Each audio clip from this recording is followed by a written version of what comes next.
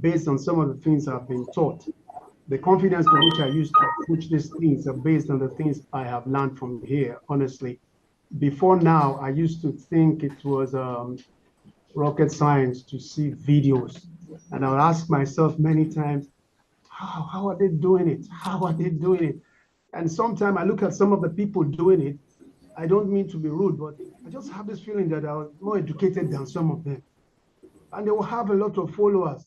And I just felt something was missing. So when I got my chance with this particular training session this period, I said the 6 weeks I wasn't going to miss it. I'm being honest to everybody. From the very beginning till now, it has been great. It has worth every of my time. And even if they were to extend it to 1 year, I'll do it again. I still will do it again. So thank you so much. That's all I can say. It's been awesome. Bye-bye. Okay, thank you very much. That wasn't a question, right? It was a feedback. Okay.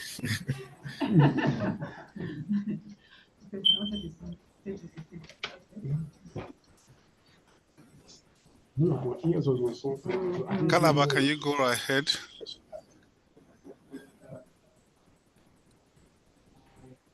Go ahead, Calabar.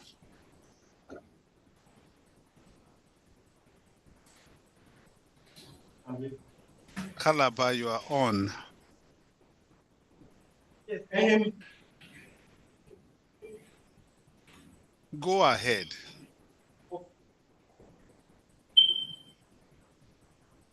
So I think it's their network because it's lagging. We can't hear you.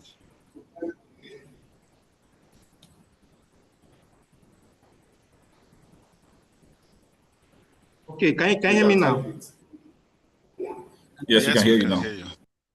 Okay, I just want to inform that I've been able to create my YouTube channel.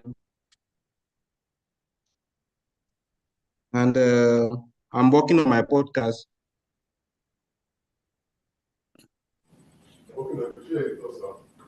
So did you want to share your idea? What are you doing? Like, what's your podcast about? How many episodes have you shot?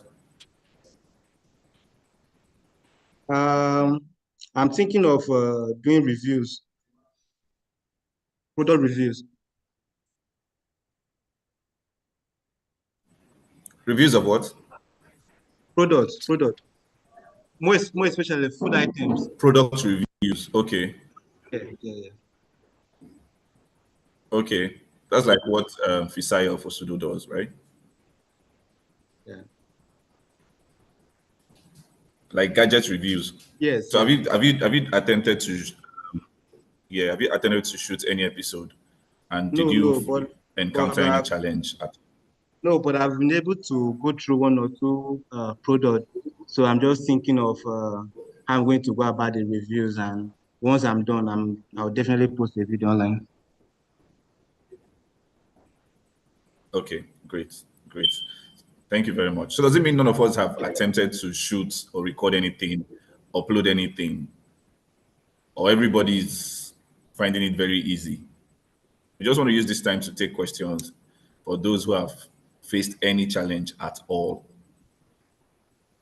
in the course of everything you've learned so far. You're trying to shoot, you're trying to record, you're trying to get a sound, you're trying to come up with an idea, and you're finding it difficult. So just share with us so we can just walk you through it here now.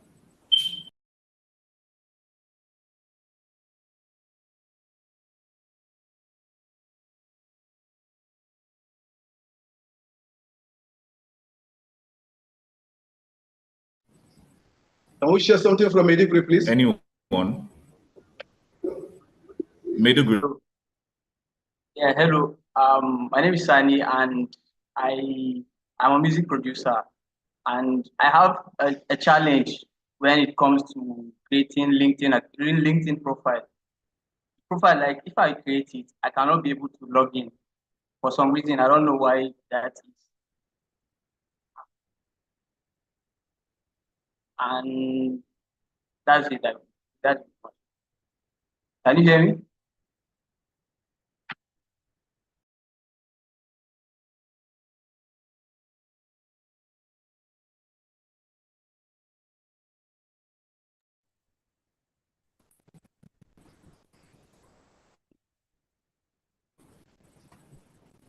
Okay, if I understand.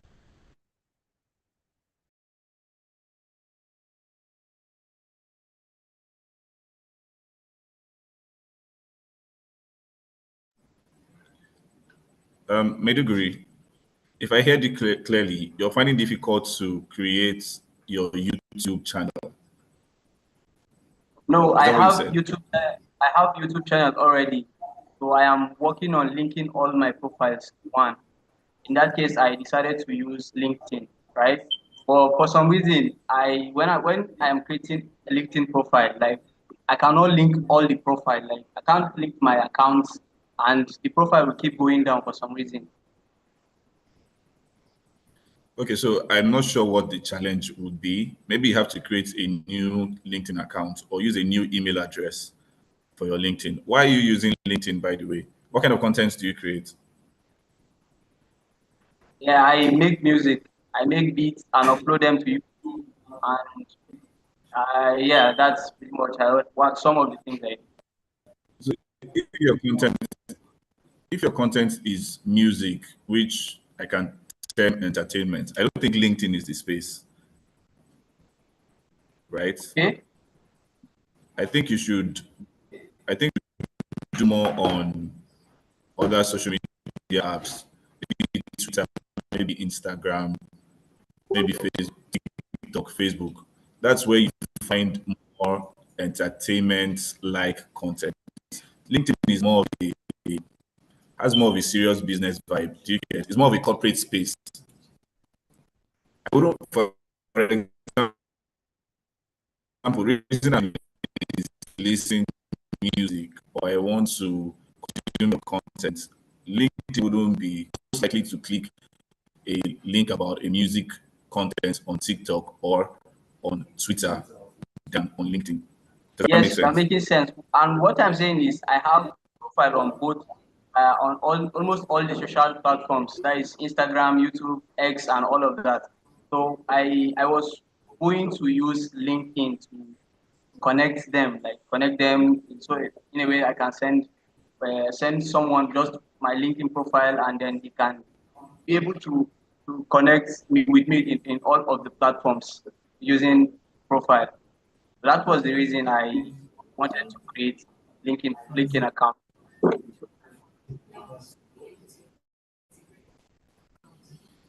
Okay, I think I got what you mean now. Linktree, not LinkedIn. Yeah, something Right, like because that. I was wondering. Okay, makes sense. Makes sense. Um, Linktree, yeah.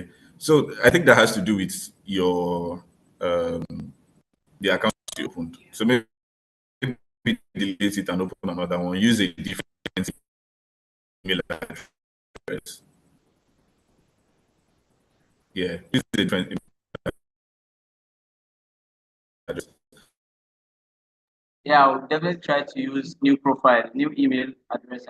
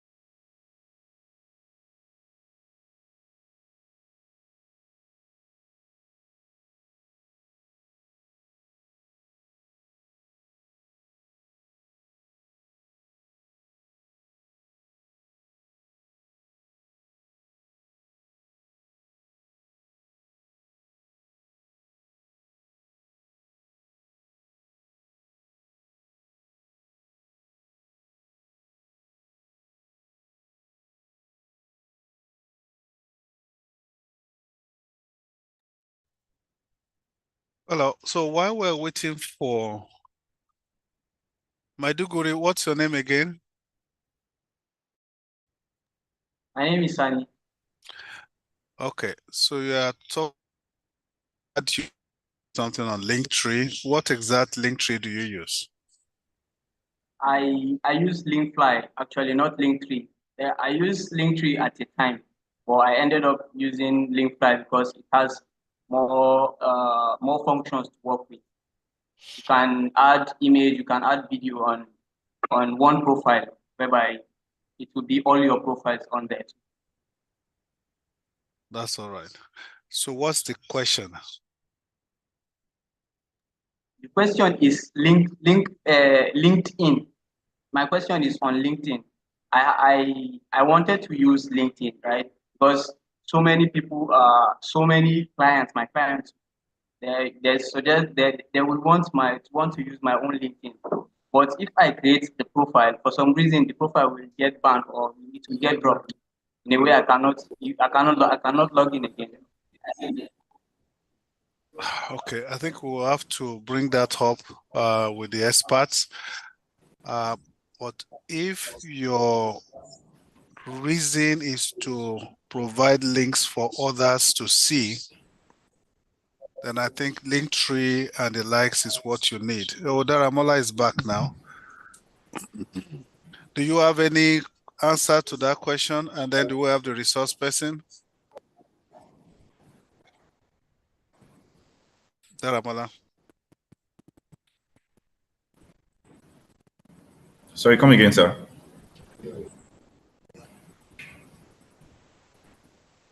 Can you hear me? Can you hear me? The internet I can hear you, is sir. very bad today. Oh, okay. So can you answer his question then? If the resource person is in, let's proceed with the plan.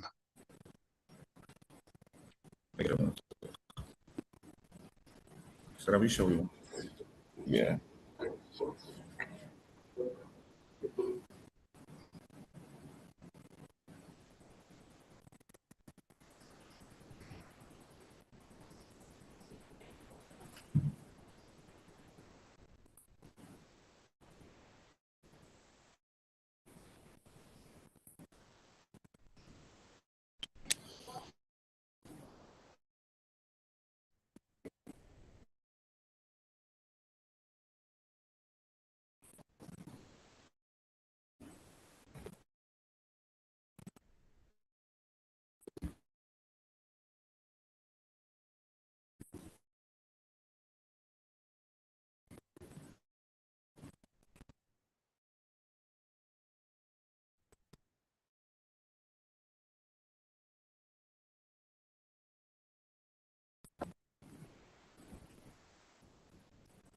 Hello.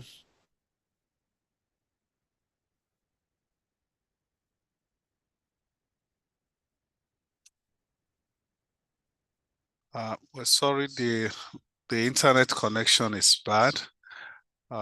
we work. So we'll still get back to your question. Ikeja, can you go ahead with your question? Let's know whether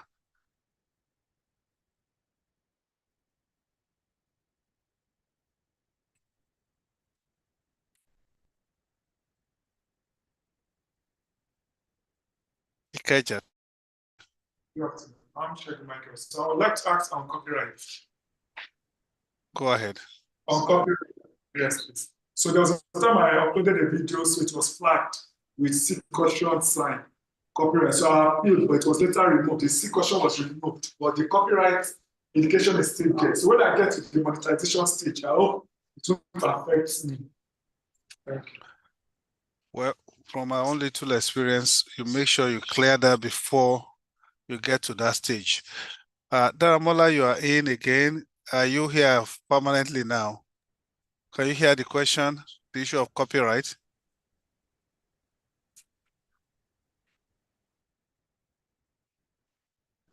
So my advice is clear whatever you want to clear before you get to monetization stage. Yes, Ikeja, any other question? Yes, good afternoon. Good afternoon, sir. Michael, my question is, I want to go into cybersecurity. I already have my paper, I've not really started making videos. But then I also want to run a podcast. So now cybersecurity content is about teaching cybersecurity, core cybersecurity courses. I'll be teaching now and then also be running podcasts. So I'm trying to see how to put these two things. Like, you see, can I do it on a page, or should I have to, do I create another one and run them separately? Okay, so on one side is cybersecurity. What's your podcast going to be on? Still on cybersecurity. If you hear the content, the first session was talking about your niche.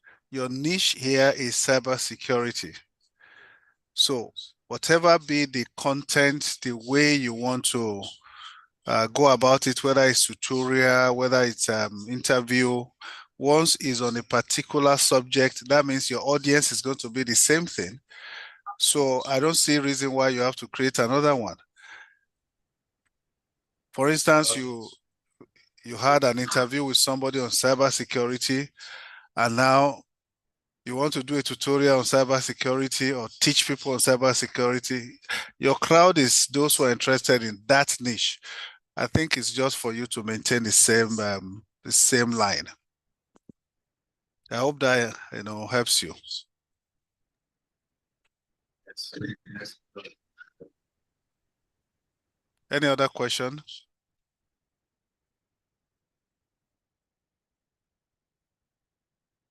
Here's what I want to understand now. For my podcast, it's cybersecurity.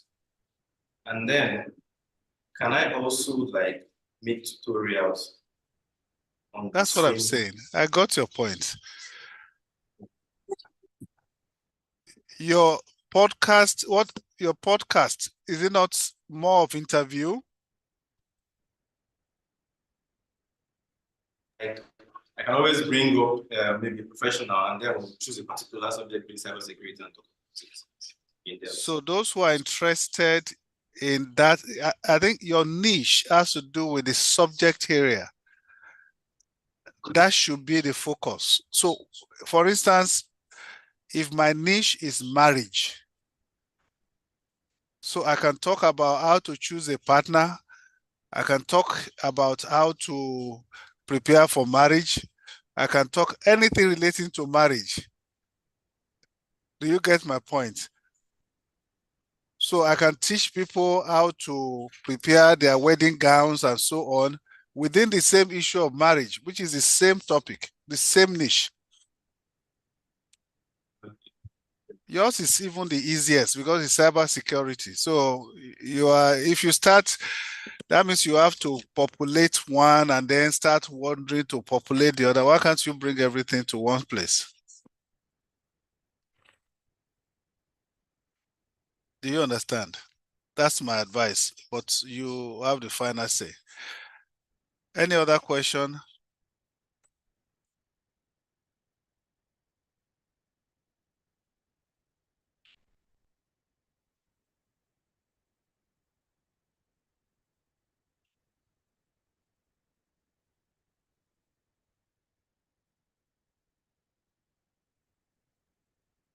All right, so there's no more question.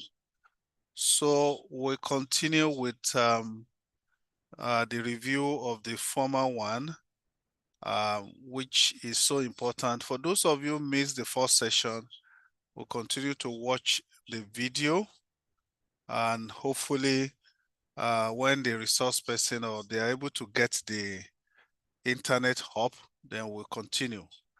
I can see Joss, what's your question? Quickly, unmute yourself. Joss? Yes, good afternoon, sir. Good afternoon. Yes, sir, thank you. My name is Kani Salis, and I have a YouTube channel, and I have a Facebook page, I have TikTok account, I have so many, I have Instagram account. And the problem is monetization. On my Facebook, I have about 90,000 followers. And I have video of that reach almost 10 million views. But and people said it's a lot of money. And as for me, I'm confused because I don't know how the money will start flowing. So that is why I'm asking. And that's on which platform is that? You say what, Facebook? Sir? I Yes, say on Facebook. which platform? The name of the platform is the experts that we have. What did you say? Can you repeat what you said last? Yes, I said, sir. Yes, sir. I said it's on Facebook.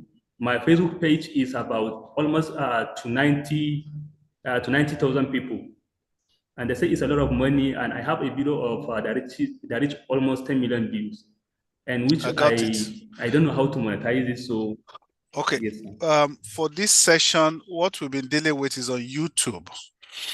But the little I know about Facebook, monetization I've started also for Nigeria, and some of these things are easy to find. Go on YouTube and type in monetization Facebook Nigeria. There's no way you will not get this step by step. And for almost a month now, I was listening to a guy even on Facebook that teaches on how to monetize your content on Facebook. So there are so many resources out there, but that's outside the scope of this particular session. We're focused on YouTube. So, but if I were you, I just go on YouTube and look for tutorials. There's so many of them. And if you have that following, can you tell us your account? Yes, sir. On Facebook is Mr. Kamis. MR_KHAMEWES. That's KHA. Yes. MEES. MEES. Yes, sir. Is that all? Yes, sir. KHEES. Yes, sir. MR, that's Mr. and then KHA. Oh, MR. I didn't hear MR. Yes, sir. MR KHEE as in egg. Yes, S as in servant. Yes, sir. I can't find anything here, except you can type the link, so sir, we can check it out. Sir, yes. R dot. Oh, dot. Mr. Yes, sir. A space and then space. Yes, and that's KHA. Just send it into the chat. I will send it, and then while we're waiting, we'll be able to show it to everybody and see what you are doing. And I can see Okay, sir. quite. You play drums? No, sir. Okay, I think it's better you just give us the URL. Okay, sir. All right, but if I were you, that's what I'm going to do, particularly with getting to know what people are doing, how to monetize your Facebook. Because I'm really impressed if you have 1 million. That's a lot, man. You should be swimming in dollars. Yes, sir. And as for YouTube too, I have about 2,400 plus subscribers, and I've been getting views, but it's on short. So I don't know to how that one will be, because this is my first time coming in. Do you have 4,000 hours? No, sir. Initially, there was a time I got about 3,900 plus watch hours, but the problem was that the views was on short. So they said short is I don't know about the short, but eventually the views get away. So I don't know how it is. So if you really want to take this thing serious, yes, sir. I want to. There are a lot of courses that were put out there. Were you here last week? No, sir. This is my first time. Oh. Now you've done spoil case again now. So I will send a link again of where we posted some of the courses that you can take. There's about 20 hours of courses on Udemy. Let me see if I can get let me just see if I can get the link again. I'll post it there and then you can see the link. Okay. Does any other person have? So we see.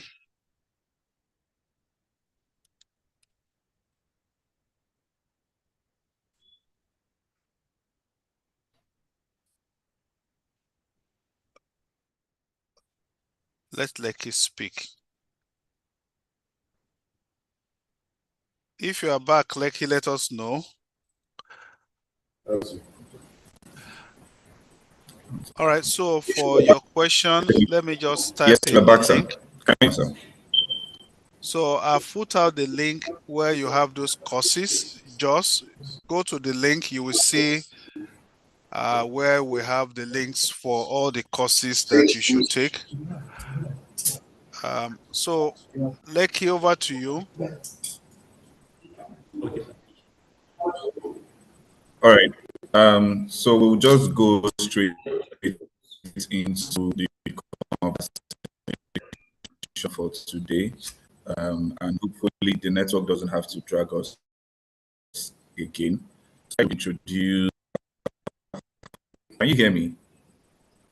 We can hear you.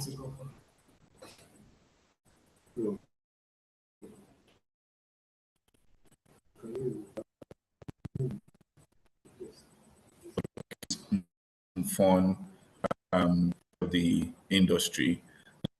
He has done sales and marketing for content for several brands. Most recently was one of the people who worked on the very popular Daddy Oshiru. What's the title? Brotherhood. So it was one of those who won the marketing campaign for Brotherhood.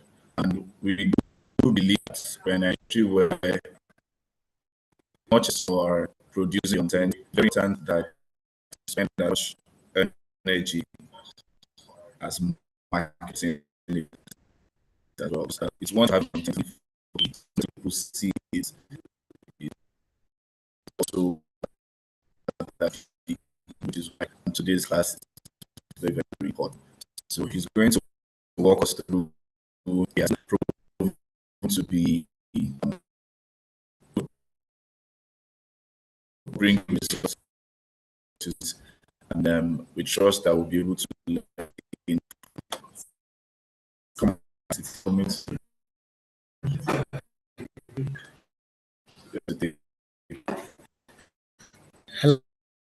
everyone. Cutting your video off because we can't hear you very clearly. Go right ahead, please.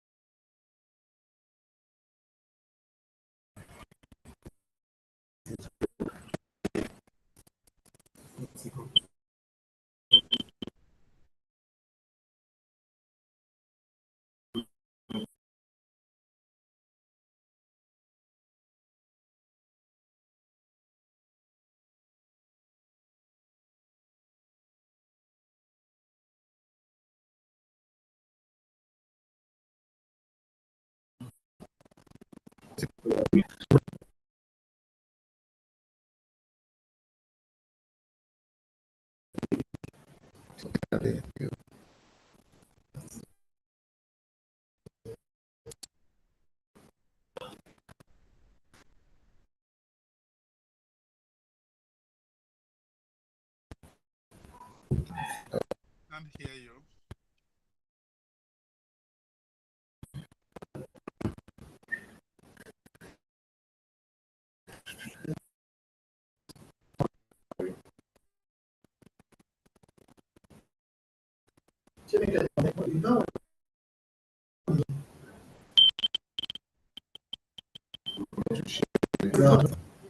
I'll leave this one.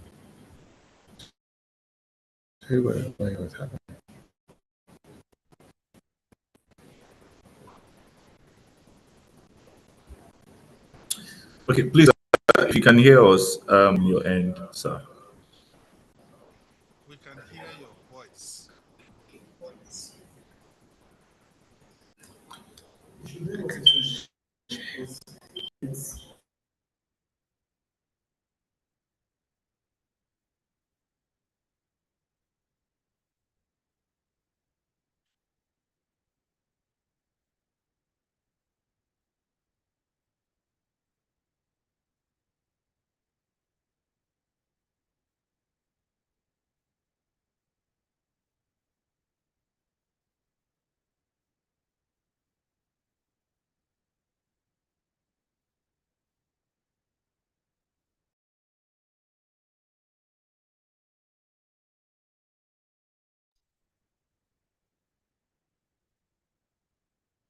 Hello.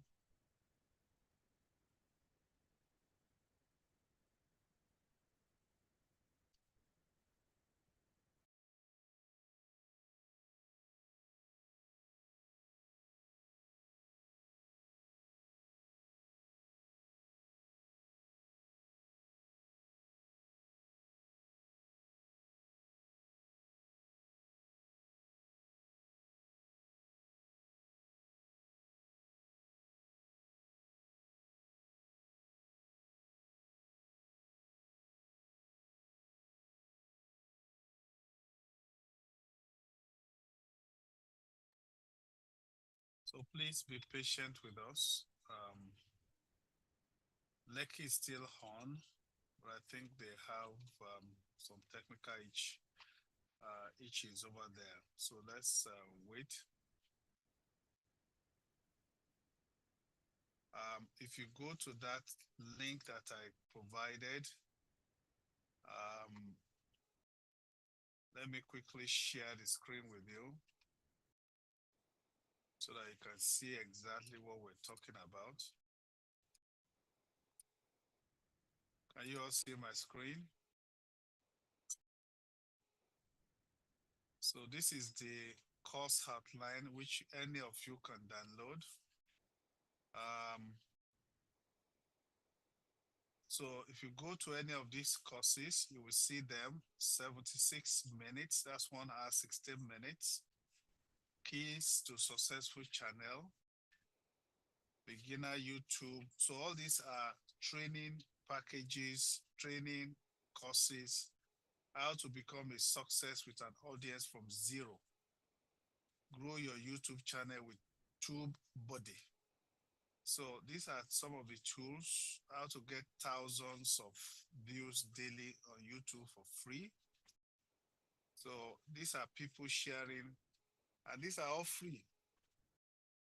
We encourage you, video editing, how to edit your video, mobile video workshop with a former BBC ITV reporter,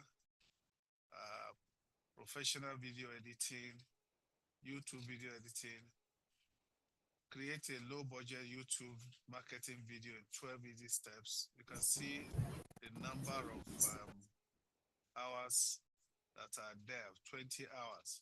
So I encourage you to please visit the link that we provided and see how you can benefit from that.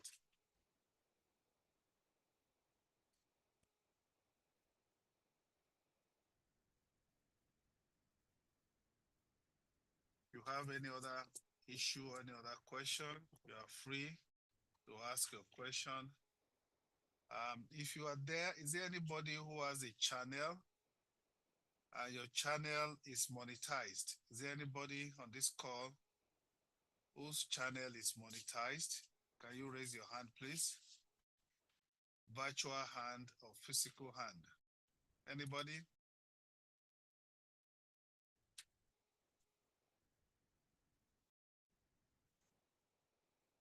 Nobody. Hello, sir. We can't seem to hear you. Hello, sir. Can you hear me? No, it was not audible. It's not audible, sir. How about now? Okay, it's better now.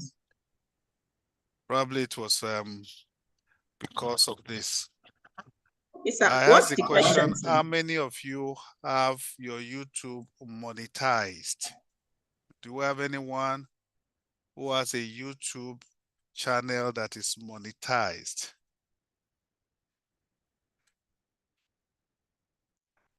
Okay, do we have anyone who has YouTube channel?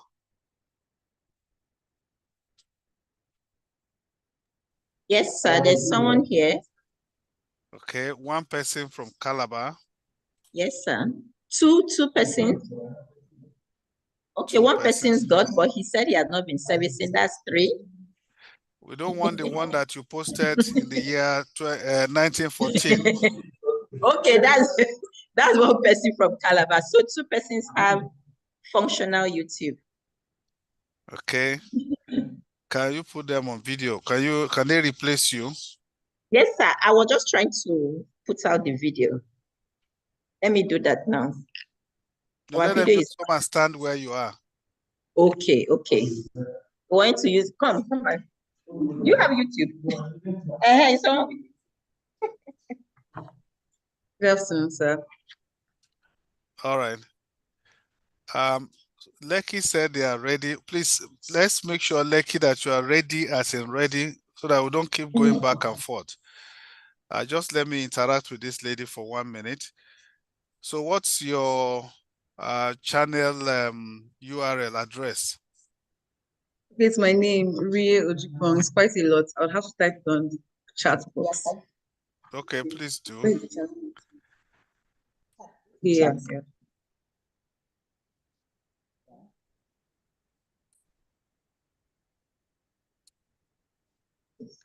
Because it's actually have. All right. Yeah. Just type, it's just the channel name. So what's your niche?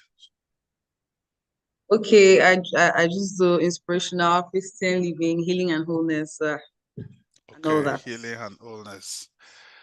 So how many people have subscribed? Almost 300. Oh, that's a lot. Let's clap for her. All right. So we'll revisit yours. Let's go down. Thank you very much, Rie. We'll go now straight to Lekki. Over to you, Lekki.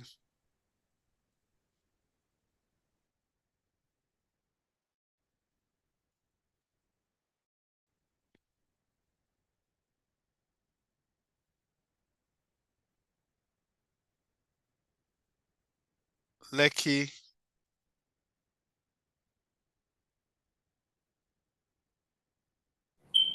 All right, sir. Okay, I think we're back. So just for the records, we're connecting on 2 systems, so we have a backup plan.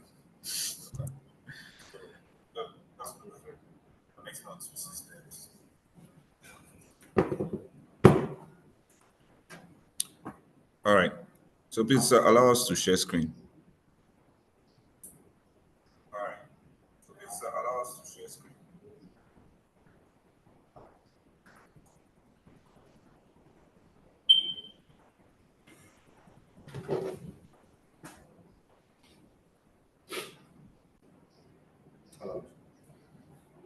Not yet. Okay, yes.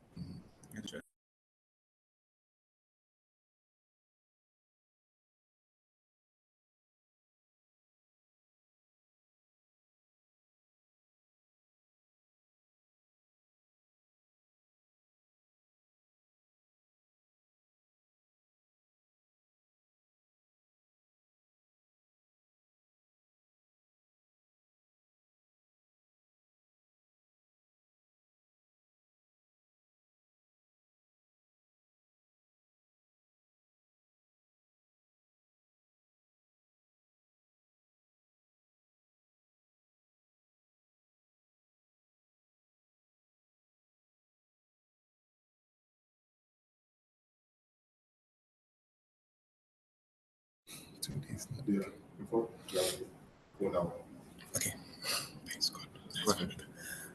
Good afternoon, everyone. My name is Mfon-abasi Inyang. I am an entertainer. I'm a film producer. I'm a screenwriter. I also work in marketing. I have done several styles of marketing, marketing for events, marketing for film, marketing for short content, and marketing for just brands generally. And I am so honored to be here to talk about it. I love talking about marketing. Yeah, let me just go to the slides. Sure. Okay. Okay. Share screen.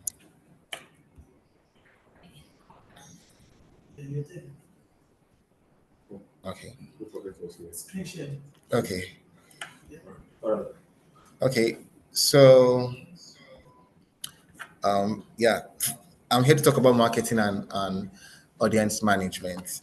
And usually, when I am asked to talk about marketing, or when I hear conversation about marketing, I ask people, "What's the first thing you think about? What's the first thing that comes to your mind when you hear marketing?" And I don't know if anybody in the class can answer here. Promotion.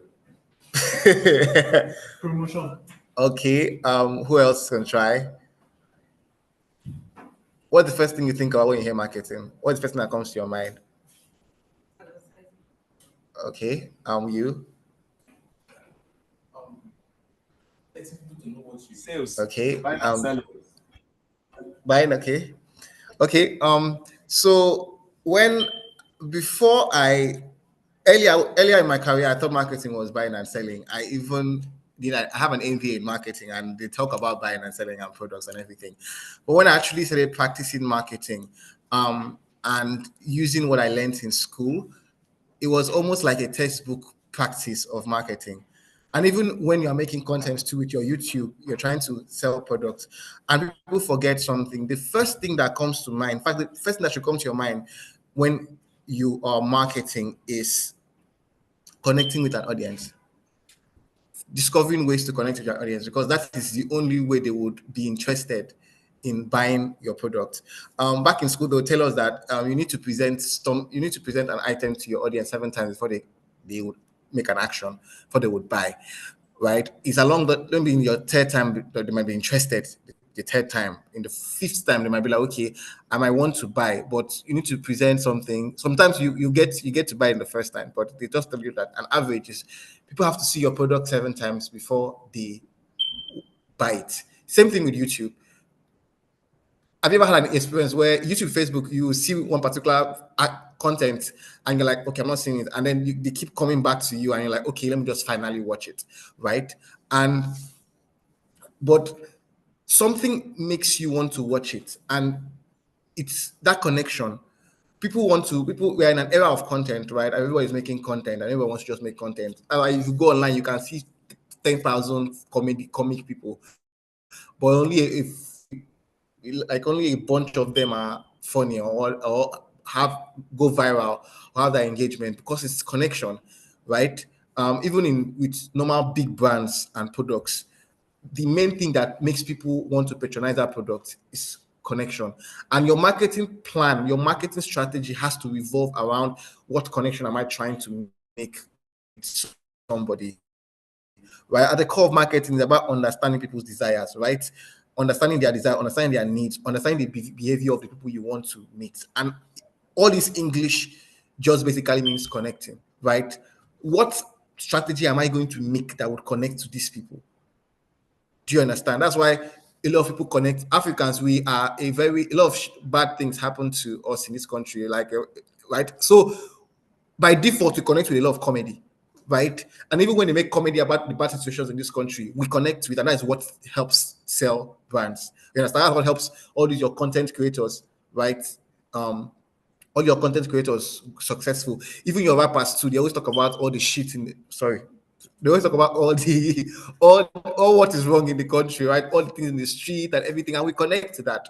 You understand? And that's what helps them sell. So in every form of content, whether you're a musician, whether you are you're working with big brands, whether you want to make content for YouTube, for film and everything, the first thing that should come to your mind at the root of it is, how can I connect with an audience, right? How can I use what I want to do and connect to the audience? When you have that, you can start creating all the marketing plans and techniques in the whole world that you've learned anywhere.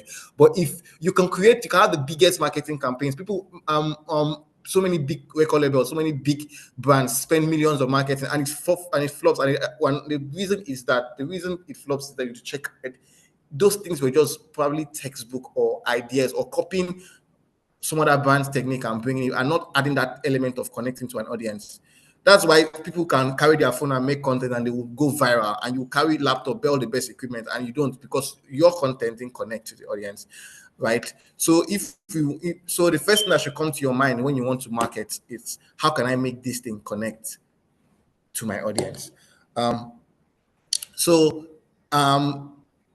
things that can come to your mind when you want to think about marketing is storytelling, advertisements, content creation, and we'll talk about this a lot because we are talking about YouTube. Consumer engagement and building a community. Again, we'll talk about building a community a lot because we are talking about you could talk about YouTube. So at the core of marketing, I see marketing as storytelling, right? You're telling a story, no matter how you want to see it, right? So that's where that connecting comes in. You are crafting a narrative that connects to people, and people are buying into that narrative that you're crafting. So big brands, they tell stories. Everything that is marketed to you is storytelling. They are telling you a story, and it's that story that makes you connect to whatever they're telling you. Even when you want to market films, right? Filmmaking is generally storytelling, right? Well, when we want to market films, we go and pick out those scenes that would connect to people the most and push that. When you want to, if you're a filmmaker in YouTube, right, and you can check people that, like, I work with Mfon-abasi a lot. She goes to pick out.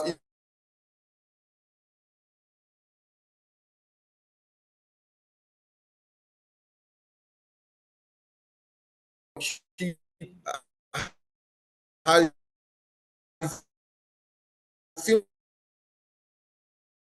films are on YouTube, right? Mfon-abasi TV, and then you check her Instagram. She goes to pick out those scenes that will connect to people a lot and post those ones. And that's what people will see on those short form content. And be like, oh, I want to go and watch this film, right? So it's marketing is basically storytelling. Every brand tells a story. Every brand is trying to pull in storytelling into it, and that's what. And YouTube is mainly storytelling. Even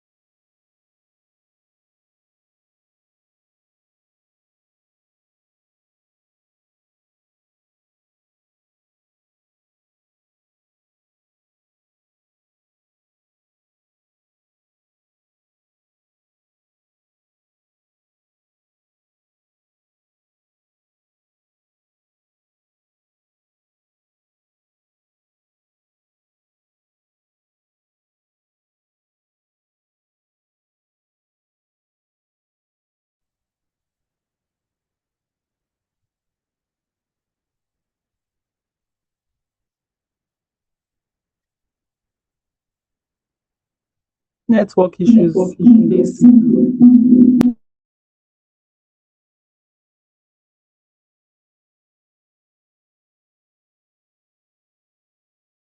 Please bear with us.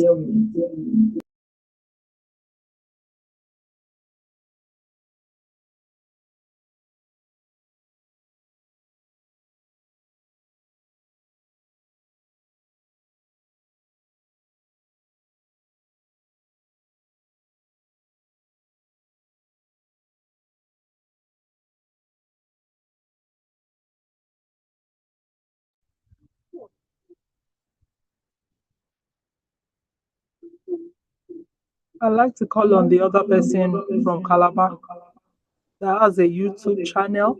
Maybe you want to share with us your experience.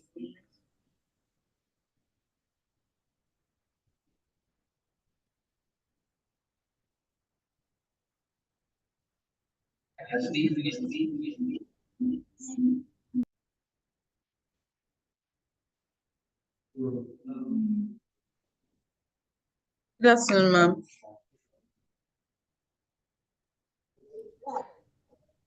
Go ahead. So, good afternoon, ma'am. I started sharing content on YouTube since 2022. I started sharing content on YouTube since 2022, and it's not been very easy. But then I've been able to overcome some of the challenges that I have been faced with. I think the very first thing was getting a camera that projects, clarity and quality at the same time.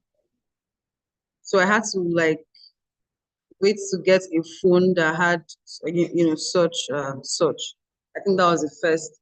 Then the second was getting content that would resonate with an audience to speed up growth and engagement on channel as well. That's also been tasking as well. Then the third was editing professionally, trying to edit professionally so that the content can have quality and then it's appealing to even people beyond my local region. So basically, I think that those are the things that I have encountered so far.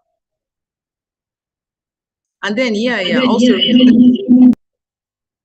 researching on the stuffing your content notes. When you get that idea pop up in your head, sitting on it to build on it, that's also been one of the experiences I've had.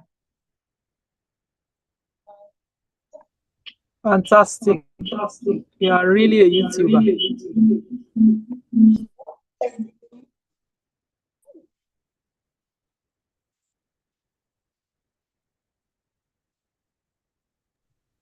Good afternoon once again. All right, go ahead. I said earlier that I just got my channel open and my niche, product reviews. So right now I have my challenge is just to get a good camera that that can help me to give me the quality of video I want. And once what I want is provided, or once I receive it, I think my YouTube will be active, very, very active. Yeah, my podcast. And my YouTube, very, very active. That's what I want to share. What's your niche, sir? Okay, my niche is a product review. For companies? Yeah, I'm thinking of starting from the market first before going to company.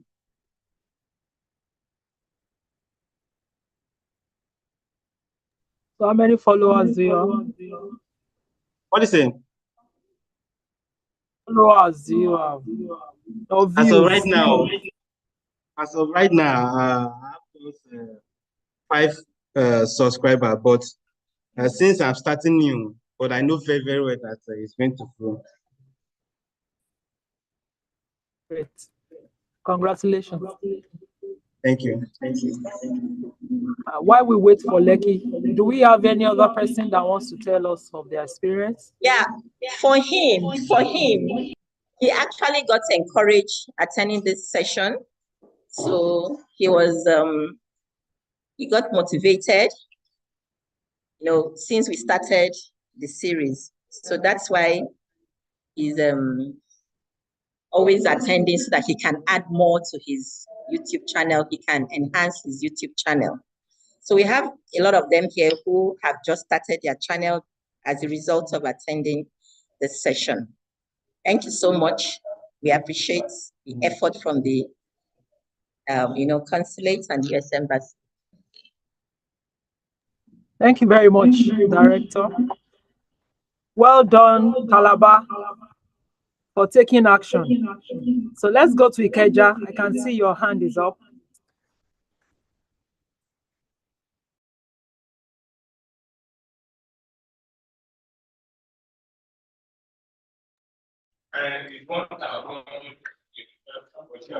Okay. My name is Mfon-abasi. Continue, please. Okay, my name is Mfon-abasi. I've been a YouTuber for a while. I have quite little subscribers, 44,000 subscribers to be precise. And okay, to be precise, I have about 44,000 subscribers. My content is Islamic content anyway. So I just recite Quran. I teach people how to speak Arabic. So that's what. And actually, my viewers are not really Nigerians. They are United States of America, UK, Canada, India. Those are my major subscribers and people that views my content. And my content, my channel was monetized 5 years ago. I make a lot of money on a monthly basis. That is how I do my distance. So when they ask us, when you ask that who has Facebook and YouTube that monetize, so that is the reason why I come out. So what do you teach, sir?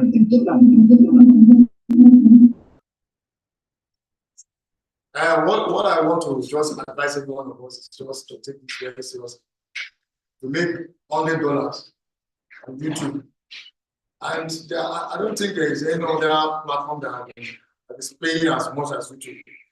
I have over about 700K likes on my TikTok, about 200,000 followers on my TikTok.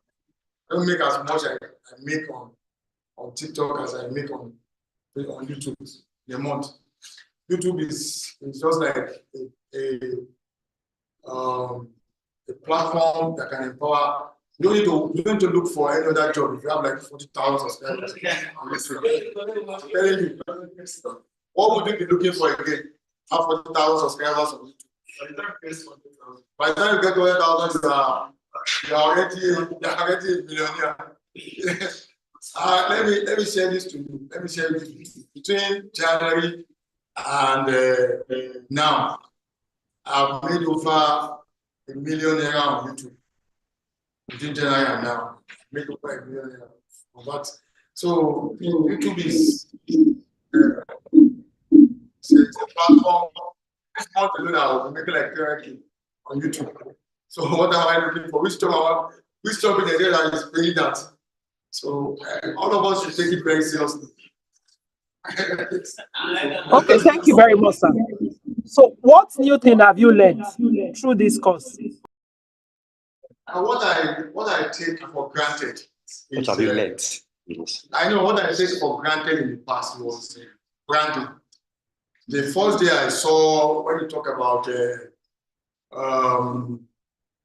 branding, that first lecturer talk about something like you have to look for the branding of your video. I know my niche. I know my niche. Then the way you talk about the way you brand your two canvas, where you go to brand your page. So I think I should work more on that. And then I'm looking on changing my name, but I use my company name, Versatile Media Solution. That is what I've been using for my YouTube account.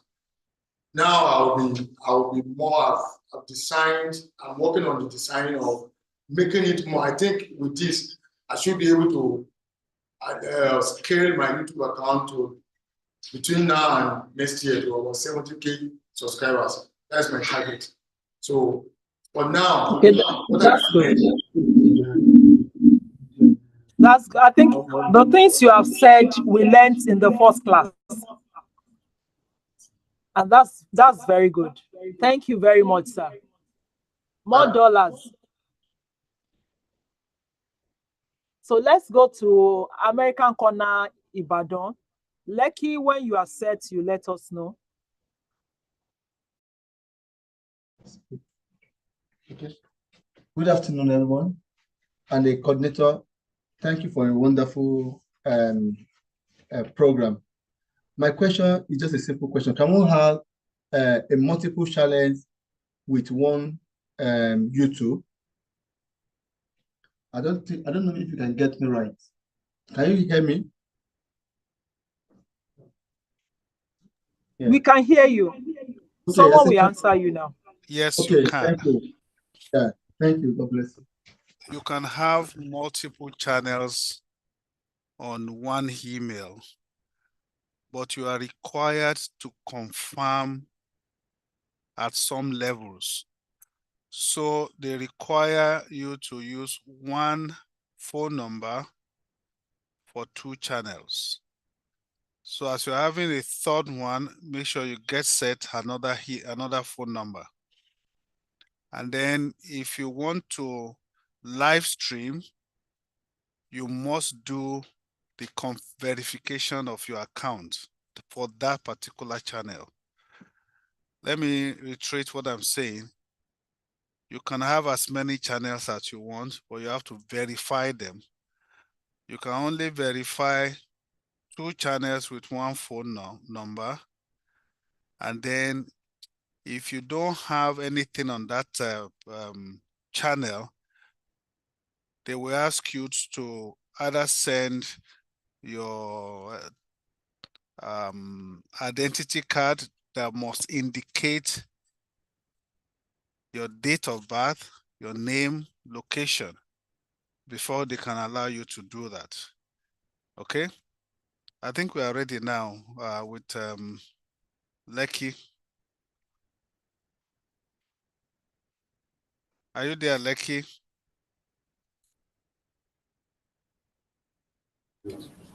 Yes, sir. We're ready, sir. Go ahead.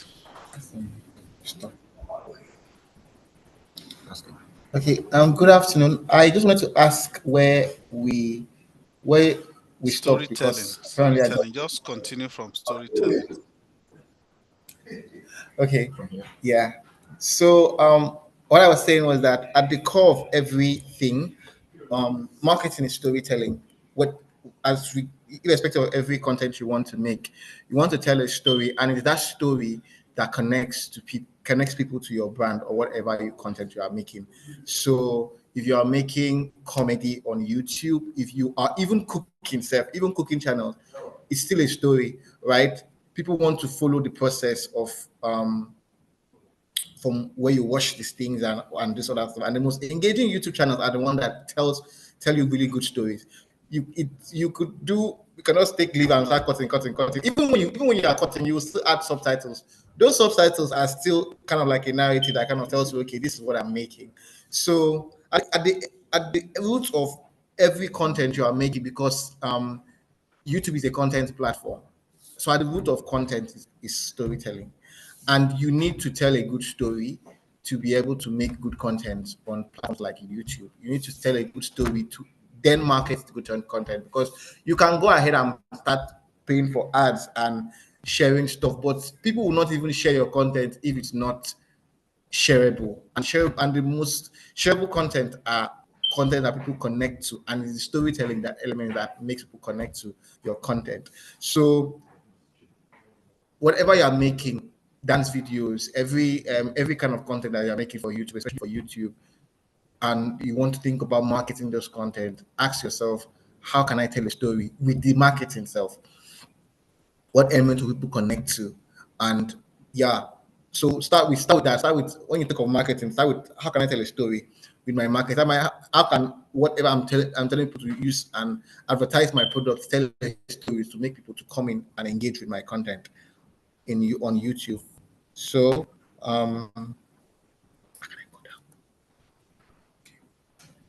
yeah. So so next thing I want to talk about is branding. When I want to talk about marketing, I said branding is the business of differentiation. So in as much as you want to copy people, right? You one of the things a lot of people advise you in YouTube is to, okay, go online, go pick a niche, go and find a content that is working and is going viral and try and replicate it, right? You could go and do that and replicate it, and you might not get the kind of engagement that person gets. You might not even get close. They will like, why are you copying somebody? But what branding helps you to do is you take what works in that product and add your own identity to it. Now, the people that end up getting most of the subscribers are people that they can identify, that have their own unique brand. So you can get someone to watch your video, but they don't stay to the end, right? And YouTube is very big on viewer retention. YouTube is very big on subscribers, and you need subscribers to monetize. So what would really help you based on your marketing and your branding is waiting people to subscribe is your branding. What is unique about you? Right? What is different about that other channel? There are so many channels on YouTube. So why would I subscribe? It's your branding that helps you do that. Why do I stay? It's your branding that helps you do that. In fact, why am I even looking? Why out of all the millions of videos or millions of dance videos am I watching this particular one? It's your branding, and branding has to do with colors. Branding has to do with your logos. Branding has to do with what is different about your imagery that makes people stay. So what picking what everybody's doing and just making your own different, right? That thing that this guy does, J&A, when he sings at the end. I don't know if you guys, any of you anywhere in Nigeria know J&A, when he sings, right? Okay, let me even come down to, I have some images that will help you with branding. So in elements of branding that I picked up, yes. Yeah. So in branding, the elements of branding, right? There's brand identity, there's brand promise, there's brand positioning, there's brand story. There are so many elements of branding. I just wanted to pick out this one for YouTube as what would help us talk about it. So brand identity. So if you look at the images here, brand identity is basically the physical elements of your brand that people identify with first. So for example, Simi Tucker, the first thing he used for his brand was towel. And people were like, why is this guy tying towel and dancing around? You always see with the towel, you will always see him. It's just recently that he said progressing into other type of this thing. When it came out, the first thing you would identify about his brand was a towel or a robe. Who is this guy that is being foolish with a towel, right? Same with MC Macaroni. All his content, he has that agbada on. You have to be very consistent with your branding. If you look down, Karma Plug, she has that stuff on her head every time. Whether she's dancing, whether she's this thing, it's her brand image, right? It's there, it's consistent. The newest sensation now is when you see her, she has that she looks like. So your branding image should tell a story. It should just make people ask questions or just give people an idea of who you are. Look what's in the talker. You see somebody who is someone who is tying a towel, right? And you're like, this guy is obviously not sane. Why are you tying a towel and walking on the road? You know that there's a little bit of comedy. See, Mr. Macaroni dressed like a big man. You know that, okay, all his stories is going to be big man related to whatever he's doing, and that is the idea. That is the kind of image he had put on your head. Camera plug, that thing on her head is like, I'm chilling. You only wear that thing when you're chilling, right? So all her content are mostly about she's either lying on her bed and ranting or dancing or doing something, but it gives you an image of who those characters, whatever characters that are playing, and it's consistent, right? You see what makes Hawa very unique is that we don't really get very funny Muslim people or Hausa people, so it's so unique. and it's very consistent. She always has a black one on her head anywhere. You always see it.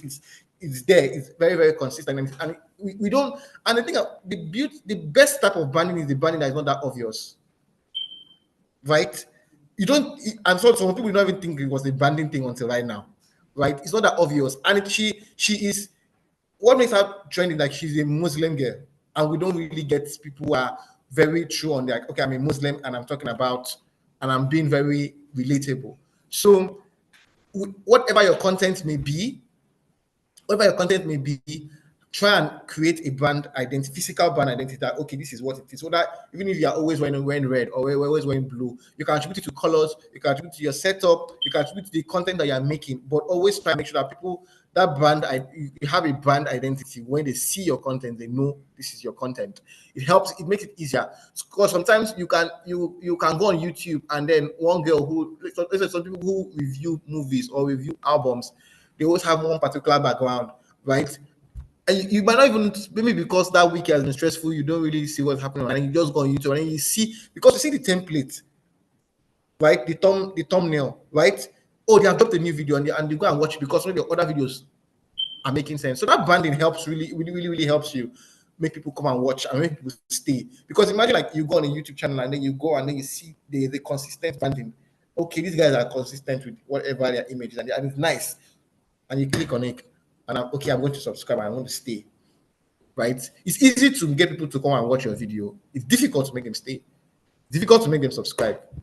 And where you would earn and enjoy YouTube more is when you have those subscriptions and when you have those engagements. Because what the YouTube algorithm will now do is the most engaging will push it for you, right? So you need to try and create your brand and create everything about marketing for you in a way that works for your brand, and you can grow, and it works for the algorithm. It's easy to get money and pay for ads. I'm almost never going to talk about ads, pay for ads, because I'm here to talk about organic marketing, right? I've done a lot of campaigns, even with Mayowa, where we haven't almost never spent any money. We won't probably just spend money on transportation or creating the artwork, and it has been successful, right? And with YouTube, it has to be as organic as possible, because you can make ads and it's okay. You say, okay, I'm going to do ads, because ads is very good. Ads does is brand awareness, right? You put your content in front of people, right? But people will watch it. But how do you be making ads every single time you post a content? Let's say you're posting 3 times a week. Do you understand? So let's say, so you do ads. Ads is really good for brand awareness. Okay, puts it in front of people. But what makes people stay, right? You can have a 3 minutes video and you make ads and they watch it for 15 seconds and they go, right? So if you have your marketing and your brand at the core of your content, your content creation, right, they will stay. And it's that what you want people to do is to stay with your content and subscribe. So brand promise is basically what you said that you are going to, what you came to this, what you promised us in this brand. How are you sticking to it? Inconsistency is the most annoying thing on social media, even on YouTube. They start with cooking, they have not entered film, and they have not entered playing drums, and your audience is like, what's going on? If you want to really grow your YouTube channel, try and be as consistent. That's why some people have like 4 YouTube channels. Okay, they focus on this one. Even sometimes filmmakers now, they have 4 films and they want to make another one for series. Danny TV doesn't really do films. If they do films, it's short films. Their content is short content. It doesn't last long. That's why they use series. Do you understand me? So what is your promise that you are telling people when you are making a content? And is this promise that builds trust and builds loyalty, that people come out, I want to watch it? So moving forward, brand positioning is just basically saying, how do I want people to perceive this brand? I was talking about Thames earlier. Thames was positioned for the international audience from day one. The position for international audience from day one. The difference between Thames and Ira Styles. Our start was, we said, okay, our start position was, let's start from Nigeria, and in 2 years we take it to Africa, and in 3 years we take it global. And that's what's happening right now. She's going global, and it kind of feels like it's a step-by-step process. Thames was, she's not a Nigerian artist from the onset. That's why when Thames got to the global audience, Nigerians, we didn't have that disconnect. Sometimes when Whiskey makes music for the American audience, we'll be like, but this is not what you started with, but this is not what you promised us. Do you get? So it's positioning, and sometimes you always go back and reposition yourself as a content creator, even as a music, even as a let's come down to people who make comedy. Some Sini Talker started making comedy with us inside his house and everything. The next thing he say wearing clothes, but he will still go back. In fact, he said from Toro, then he now grew into robes. They now started making other type of content, right? It has to be consistent. It has to be like, brand position is like, how do you want people to perceive you? For example, now Ebony Life, they say that they position themselves as like a particular level of class that they cannot come down from. Do you understand? But some people like it will be weird if everybody like start making YouTube film. That's not their brand positioning. So we will now have that disconnect. So in as much as you want to do so many things, I want to market, I want to do stuff, there are some things you just have to put in place as your pillars, right? What is my position? Am I a type of this certain type of am I making what position do I want to do? Am I making if I'm making food content, am I making baking content, right? Am I making the average Nigerians kind of pastries, or am I going out to go and research on intercontinental Mexican kind of, just know how you're positioning yourselves, because it's how they perceive you when they go to your brand, like, okay, this is a particular level of branding or a particular level of position that this thing. And the mistake people are scared of, okay, they want to start with the best cameras, they want to start with this thing. Once you have a very good content that people can connect with, you let yourself give yourself breathing space to grow. Because if you start with the best cameras today, will you they'll be like, okay, people cannot really, if they have a brand journey, that story, like that progression. When you sometimes you go to YouTube page and you go to the old video and you're like seeing that there's progression in their quality of content. So if you want to make content, start from where you are. That's the gospel truth. Start from where you are, and you can say, okay, I want to have this. I want to be here in 5 years. You can position yourself for that, but to start from somewhere and grow. So a brand story is basically telling you the audience on what I spoke about connection, right? Making your brand an entity on its own, like a child on its own. And this is the story about this brand. This is the story, like our story is, she's a frustrated Nigerian, an everyday Nigerian who is broke.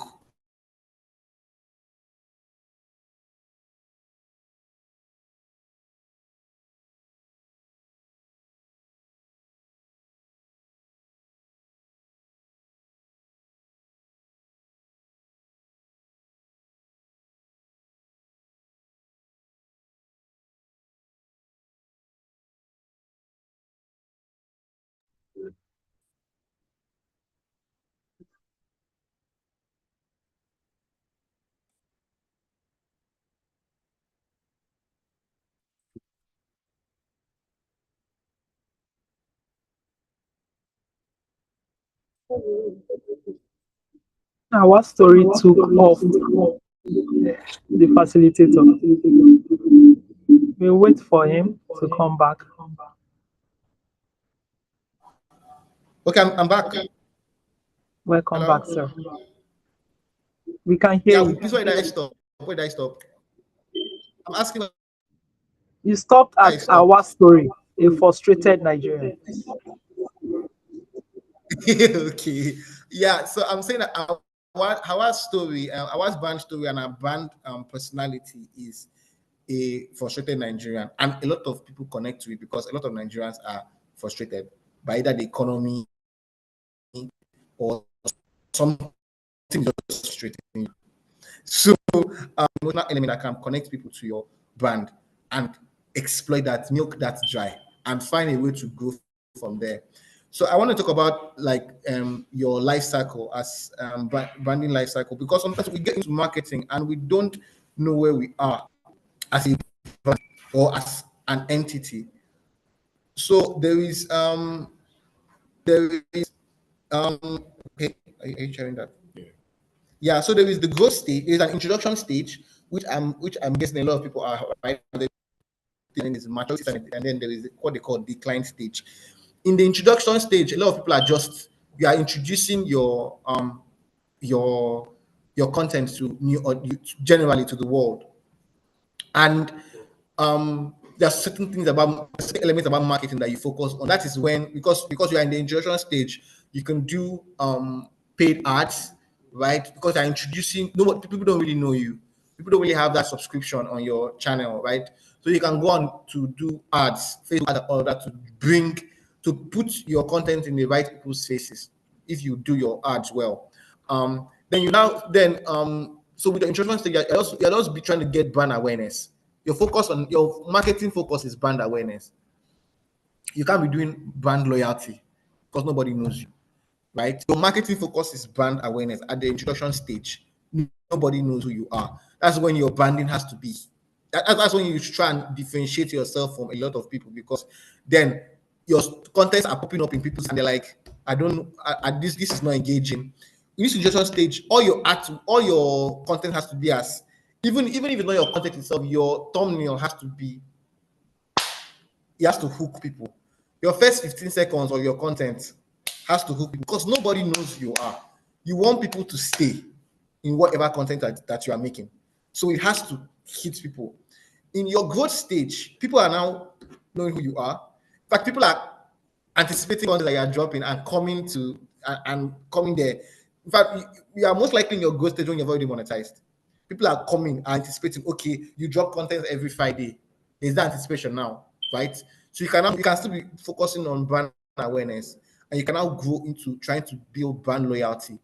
This way you're not engaging with people on your growth stage. Now people know who you are. They're anticipating your content. Maybe you're dropping every Friday, right? You're dropping cooking videos or YouTube videos or listing videos every Friday, right? People are not expecting it. In your introduction stage is where you even try, and it's when you actually create that calendar kind of thing where I'm dropping every Friday. I'm in consistency, right? I'm dropping every Friday. Your goals to people anticipating, right?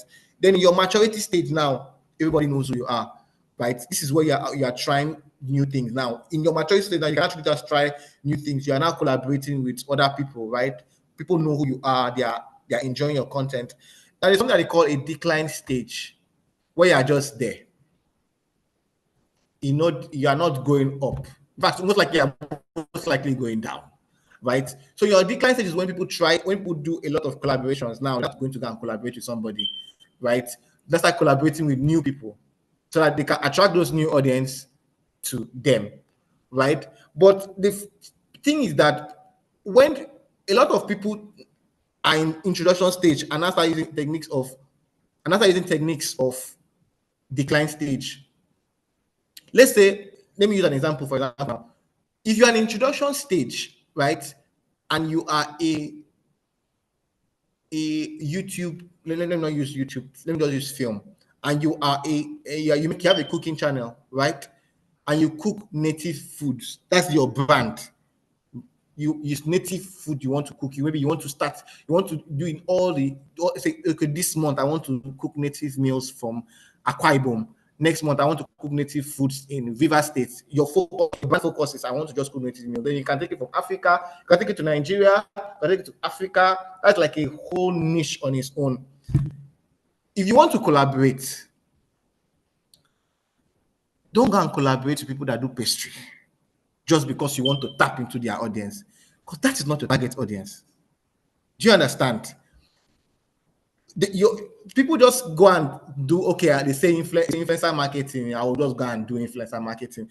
There are people that you can actually check and actually collaborate with. It's only when you're in your decline stage, you're in a cry for help. There's no growth for you. You can now start expanding. That's when let's say, like, for example, now Sunlight was in their decline stage, and they now left bar soap to detergent. You can now start branching out to other things that's not originally what you've done, but so that you can expand your horizon. That's when you want to do other things. It's when you're in your decline as a content creator that you start filmmaking. Some content, I don't want to mention names, but some content creators that came up as content creators, they were not growing. They were just there. They were in a decline stage. They now stay doing filmmaking. Some now have record label and are now pushing artists. Right? So it's when you're in your decline stage that you now try and expand into other things. So I don't want to talk about, okay, I think I want to skip through this. I'll always mention and come over it and come back to it. I'm so yeah. So I don't want to talk about YouTube itself as a platform before. I've talked about branding and marketing. YouTube as a platform itself used to be the second biggest search engine in the world. After Google is YouTube. Everybody uses YouTube. Usage access is insane. So you have to create content that will work for the algorithm. And it prioritizes relevance, it prioritizes watch time, it prioritizes engagement. That's why things like live streaming, YouTube Premiere is comment to tell you, please comment on my existing, click on the notification bell to get notified when I have a video, watch time, retention time. It's easy to get 10,000 views.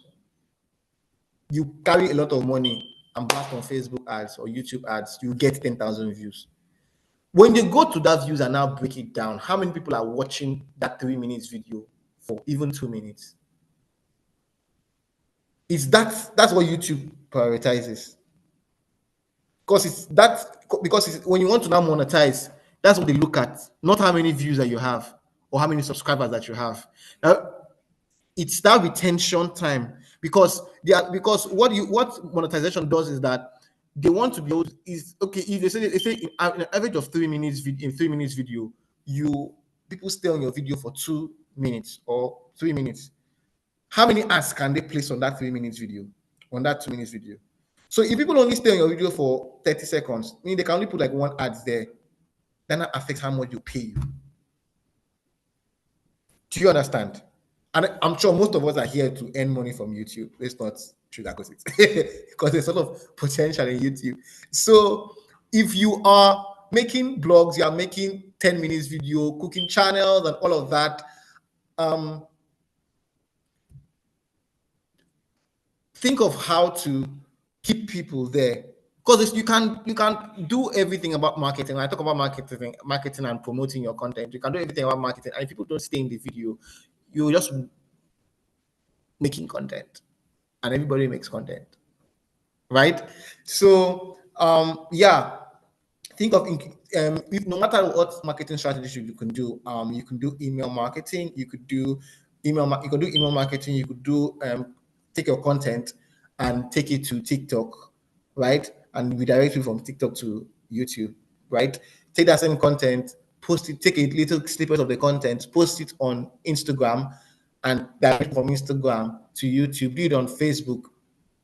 But if they are not staying on those contents, if they come for that particular clip and they don't stay and are not engaged to the end, YouTube cannot place as many ads on your video, and they cannot. That money you're looking for, you're not going to see it. So yeah, with marketing again, the next thing I want to talk about is identifying your niche, right? Everybody's making content. Everybody's making content every single day. Everybody's making content. Identifying your niche is, okay, I want to make it I used an example, cooking content right now. I want to make cooking content, right? What in cooking am I going to go and do? Am I exploring African dishes, native dishes? Am I exploring Italian dishes? The more specific your niche is, the more engagement you will get.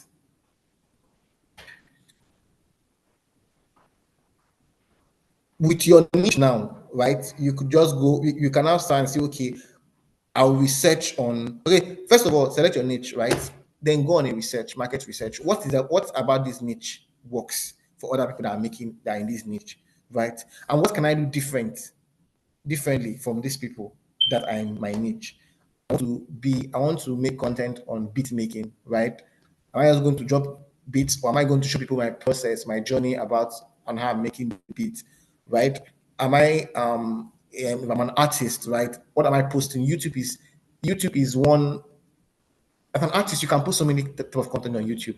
You can post your music, your audio. You can post your music videos. You can post your BTS of making that. You can post your BTS of recording the music, right? You can post videos of you talking about the music, lyric by lyric, right?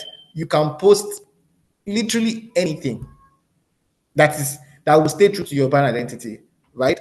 But it's like, what is my niche? What will make me different from my competitor? You're taking what works, right? And you're making it different for you. And I'm taking it as specific as possible. Because sometimes you go to YouTube to type very specific things. How to blend orange juice. Make orange juice with a blender. No, there's a juicer and a blender. People that go to YouTube search for specific things. How can I make pounded yam without a mortar? That's how so many people search, because YouTube is like Google, right?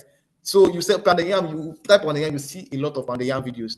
Now you have to say, okay, how can I add keywords to make my videos come out? And that really makes it that really dials down to your niche. Just making it as specific as possible, right? As specific as possible. And then just move gliding through everything. So if again with niches, also try and make sure you get the right keywords that work. Try that you can go to YouTube and Google Trends to go to check trending keywords that are working and add them into your content, add them into your videos. So when you're scripting your videos or when you're putting your caption in your videos, go and check for keywords. And the mistake people do with keywords is that they just carry keywords and put blend, juice, this. Carry those keywords and create your caption with those keywords. So it doesn't feel like it's forced. Do you understand? But they are there and they will work for you. Right? So you go to Google Trends, you go to conduct market research, and Google Trends shows you everything, right? How many people are searching for these words, right, a day. So you may say you make a content about making juice, right? And then you want to get the right keywords that will make people, when they go and type juice on YouTube, your videos will be among those people, right? You just have to go to Google Trends and pick and just type your keyword and take them and select it so that your videos will be among the top searched videos. It's organic marketing. It's very organic. So the next thing I want to talk about is identify your target audience. A lot of people just make content and they don't think of their target audience before they make those content. Like at the root of what you are making, who am I making this content for? So there are sometimes content feels like you are speaking English to a Spanish audience. It's not connecting. You make very good content, but it's not connecting. Even when you are going to do your Facebook and YouTube ads, you want to do ads for your content. Who am I targeting? Who is my target audience? And target audience has to do with demographic, right? Is it what age bracket am I looking at for? What is this content for? Right? What gender is it for? I see mostly women that will connect to it, right? Go and search. Okay, this is my content I'm going to do. Okay, cooking videos now is mostly women that will cook. Share. Do you understand? It helps you. It helps you down to your content creation when you have all these things in mind. What location am I making content for? Am I making this content for people that are in the rural area? Am I making this content for people that are tush? Am I making this content for people in Nigeria alone? I'm making this content for people that are in the diaspora and want to see how they can make local dishes, right? They are Nigerians, but they don't really stay in Nigeria. Or if I'm using cooking videos a lot because I cook a lot and I'm always lost. I'm making the content for people that have certain ingredients but want to make it work. Like they can't have access to certain things. Like I recently discovered that you can make stew with watermelon from YouTube. Do you understand? So who are my demographics? Who are the people I'm targeting? Their income level, right? you can't be making content of basmati rice for people that stay in Ikorodu. Let me not just use Ikorodu, but you understand what I mean. You can't be making content of basmati rice of people that for people that are poor. Let's say you want to make local, instead you're making local rice to local rice. Do you understand? But let's say a particular woman who was making content last year, she was making a series of content for because of the economy, and she was talking about how to make a food with 2,000 naira, 1,000 naira rice, palm oil 200 naira, rice 300 naira. That content looked very engaging, but it was very specific. She was trying to connect to people who are not really rich. Do you get? So you also consider their income level. There are some content you are making, let's say like some music, you don't really consider people's income level. Do you understand? But again, sometimes Davido's lyrics is talking about money, cars. People don't really connect to that, right? They aspire to, their connection might be in a form of aspiration, like, okay, Davido is spending money, fine jet and everything. My connection to that is a form of, I'm aspiring to be that. Do you understand? But your target audience, consider your target audience. Sometimes consider the income level. So income level is very key. So when you are, sometimes your content you have to prioritize level certain things on your audience list, right? Some content are very specific to income level. Let's say you're making content about gym. It's not everybody can afford. First of all, can afford to go to the gym to start with. Do you understand? Then it's not everybody that can afford gym wears or protein shakes. That's what some people will do. Okay, fitness content. They'll do their fitness content in the house with certain things, with like a mat, or they just do their fitness content in the house. Some people do their fitness content at the gym. People that cannot afford gym will focus on the one that they are doing in their house, so they can do that fitness. So people that can go to the gym will connect to those content at the gym. With that, you already know who your TA or target audience are. Then the educational level, right? You cannot be speaking plenty English if you want to connect to people in the rural area. Do you understand? So you cannot blend English and this thing, right?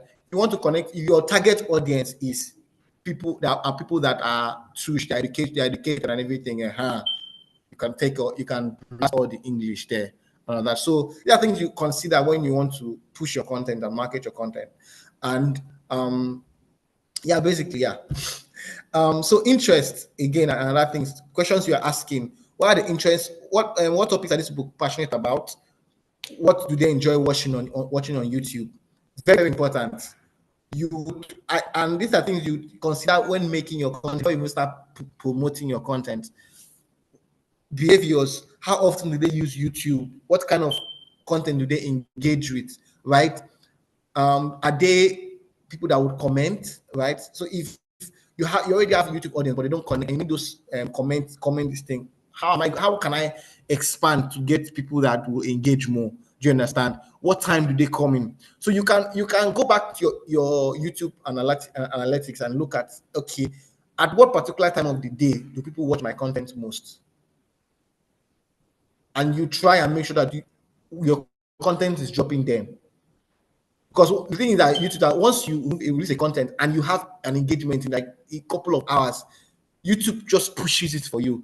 But once you release it and it drags and there's no engagement, and then at a particular time it's engagement, they'll be like, oh, they can't really place what is happening with this video. So how often do they use YouTube? What time is my peak period? So your peak period is 6 p.m. at night in the evening. Know that my content is going to drop around that 6 p.m. period, because you know that is when my target audience have time to watch the films. You can't release a YouTube film on a Monday morning. Nobody's going to watch it.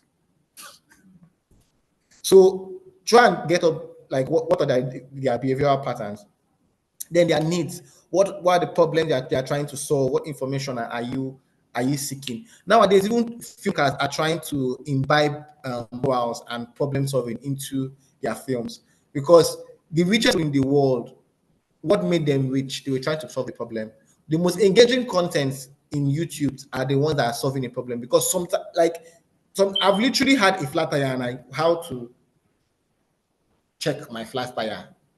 It's the most engaging and the best performing project content in YouTube, aside music and problem solving content, right? So think of how problems that you can solve and how you can help people and how you can inform people, and then create your content around that. And trust me, those are organic content that you're going to make, and it will help you a lot and your brand a lot. So trying to define your target audience, and I was just there was two things I was just talking about: relevance, right? Tailoring your content to your audience, right? How is it relevant to them? Do you understand? It's in their relevance that it becomes engaging. If you say content is not relevant to you, you're not going to be engaged with it. There are periods that I just want to watch funny videos on YouTube. There are periods that I want to watch cooking videos because I want to cook something. There are periods I'm at the gym and I want to do one workout. And I go and watch that workout videos. Do you understand? So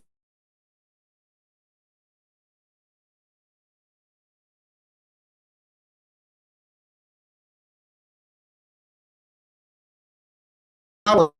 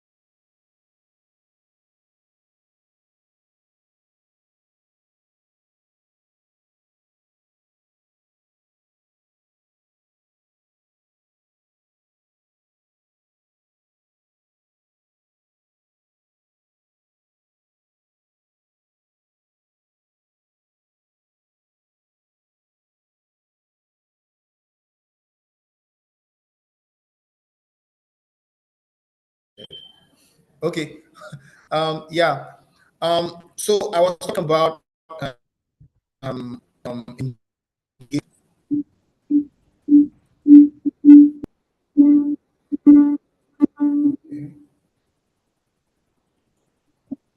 yeah. We'd like to appreciate Mr. Mfon-abasi. Thank you so much. We need to take questions from our. We need to take questions from our audience. I don't know whether you are done with the slides. I'm done. I'm almost done. Almost done. Okay, you can finish up, sir. Okay.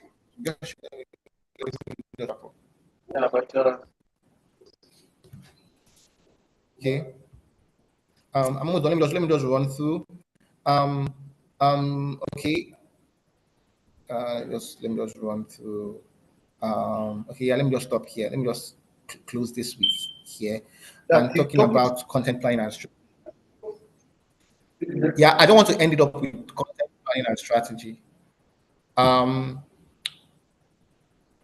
When you've considered every other element, the keywords, the thumbnails, and everything, you have to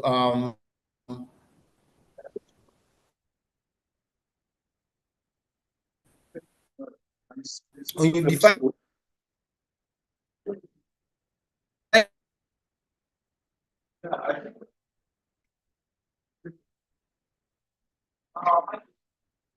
your target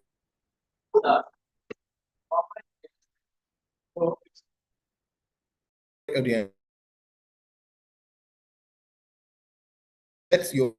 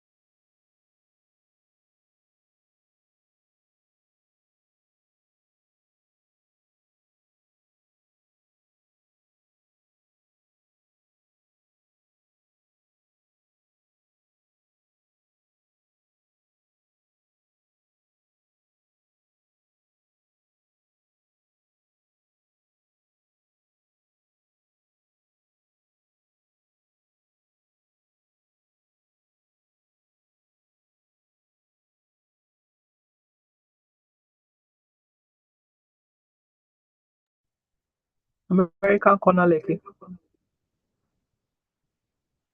Can we take the questions now?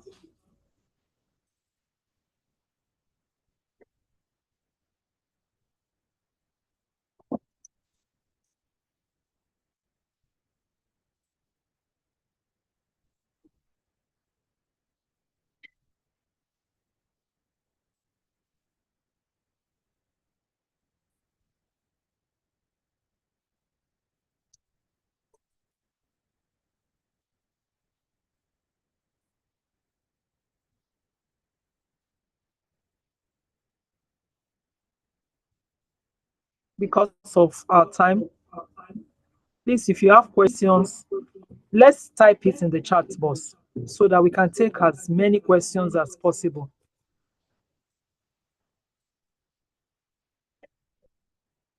Because the network is not stable, so we might not be able to hear you well, and we want to save time. Just type your question in the chat box, so we'll be able to take it from there.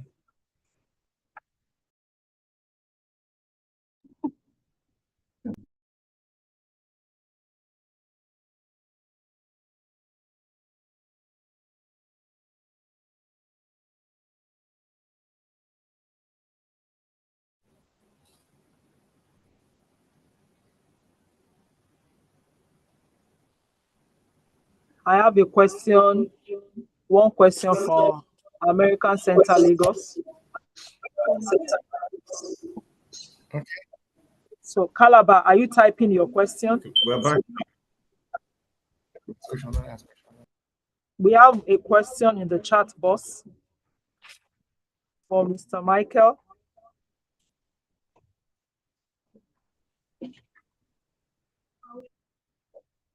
Are you still talking on the content? Yeah, I can take questions. I can take questions. Okay, sir. So we have a question from American Center, Lagos. It said, did you mean 3 minutes above video views can be monetized on YouTube? So if you have less than 3 minutes view, it cannot earn you money? Less than 3 minutes view. No, so once you need to be monetized first, right? Before you start posting any form of content. People and so the monetization in YouTube works when for various reasons. And one of the biggest ways, the most common ways, is when you've partnered the YouTube partnership monetization, and then they can place ads on top of your video, right?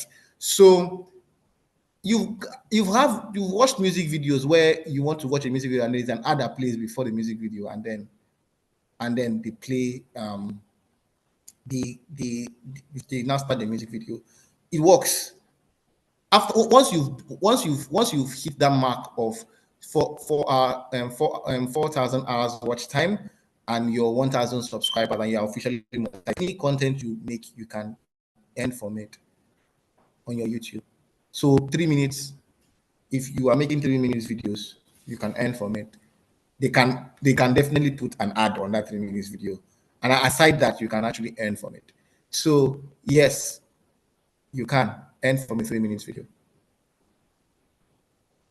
Okay, thank you. Do we have other questions?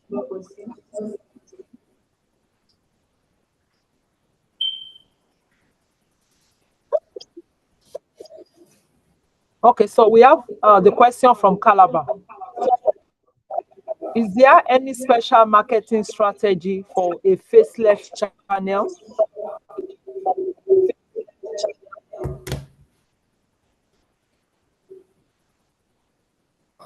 I don't think so. Personally, I don't think. What type of faceless channels are you doing now? So everybody is doing faceless channels now because you can actually use AI to do it, right? AI can help you generate almost every single thing, and people don't really like putting their faces on stuff. So, but if I'm to do a faceless channel, it goes down to the niche, right? What am I talking about? Now, most faceless channels are educative information. Do you get? And most of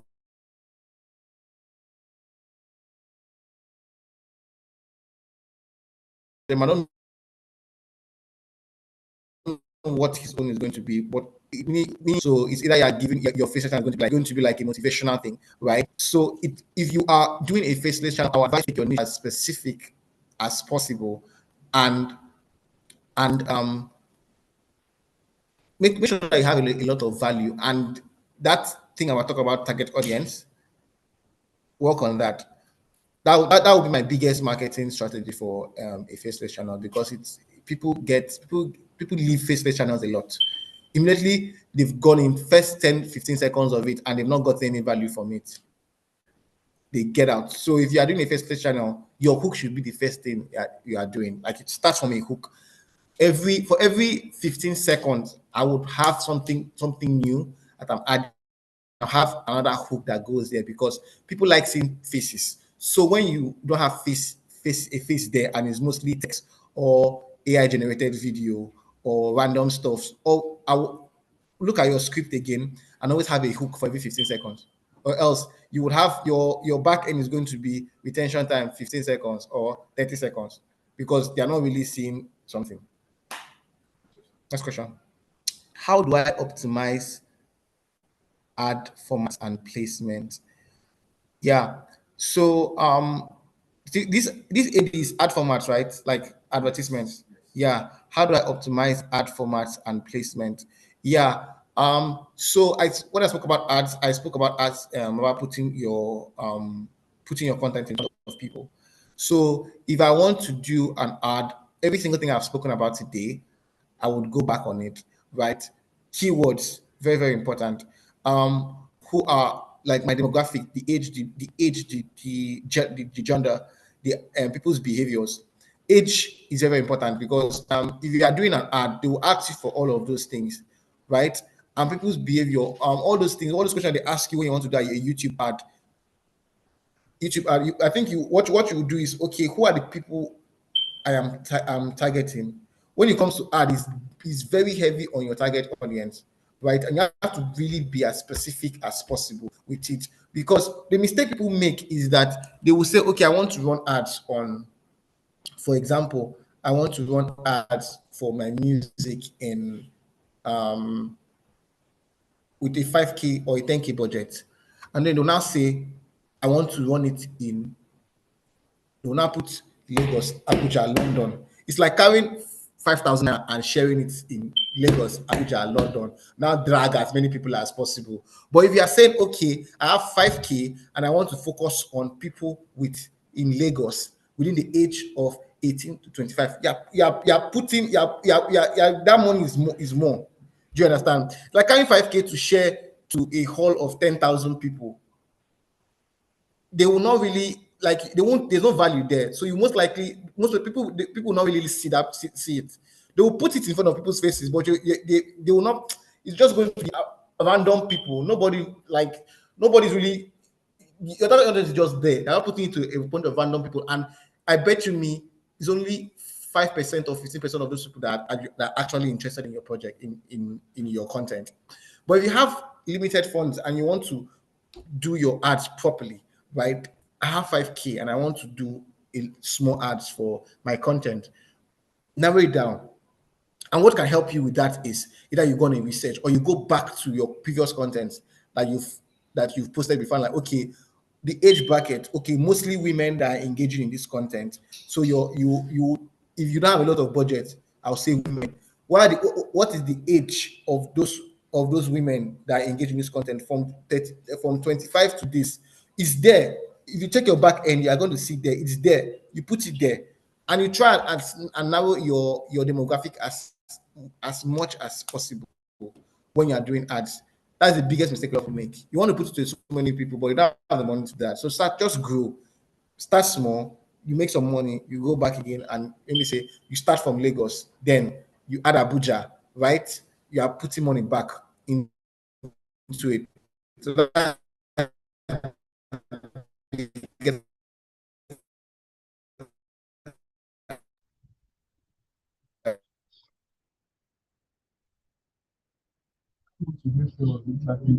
Hello, Michael.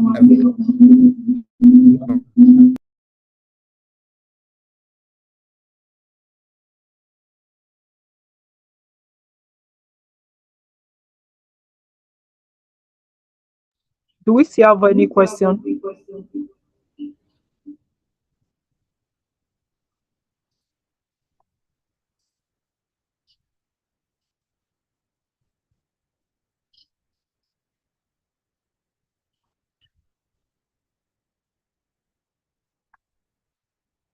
Okay, we have question from Uyo.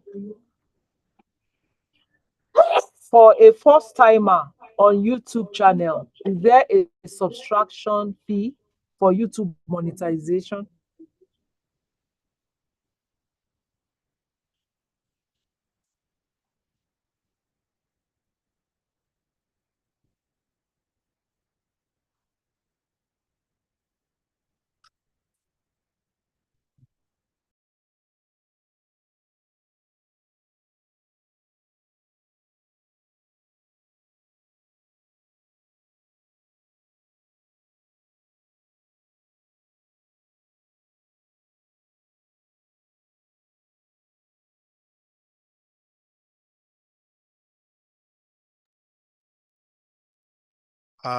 For anyone who wants to monetize, all you need is 1,000 subscribers and 4,000 watch hours. You don't need to pay any money. Is that okay? Subscribers. You must have at least 1,000 people who have subscribed to your channel, and you must have 4,000 watch hours. Is there any other question? What are the disadvantages of personal? I saw some disadvantages of personal channel names. Disadvantages. Linda Keji is personal name, and it has a lot of following, depending on what you are selling or what you are marketing. If you are a known person, a celebrity, of course, your name goes with your channel. Well, if you are Soji Chukudi, and we don't know who Chukudi is, and you are not producing something that somebody will be running after or looking for, then of course that might be against you. Okay? Do you have any other question?